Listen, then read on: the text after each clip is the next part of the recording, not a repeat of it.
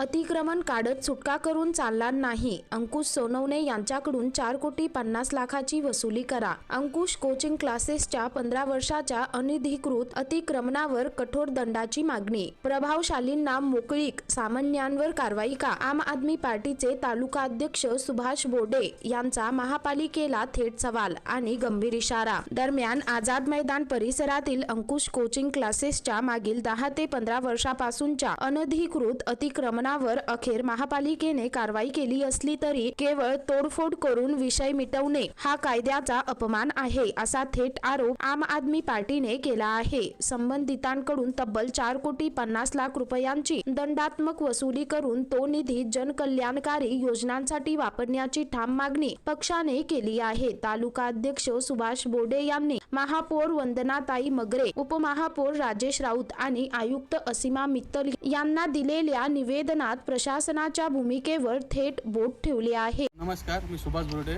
आम आदमी पार्टी जालना तालुका अध्यक्ष. आम्ही असं निवेदन दिले जालना महानगरपालिकांना, उपमहापौर महापौर यांना की अंकुश कोचिंग क्लासेसच्या याच्यावर जे अनधिकृत बांधकाम होतं ते बांधकाम जे पाडलंय, अतिक्रमण हातोडा मारलाय, अतिक्रमण काढण्यात आलं. तर आमची मागणी एकच आहे की अतिक्रमण काढून चालणार नाही. त्यांनी विद्यार्थ्याकडून बेकायदेशीरित्या लाखो रुपये फीच्या नावाखाली वसूल केलेत आणि त्यांनी शासनाचा करही भरलेला नाही आहे. अतिक्रमण करून कर नाही भरला.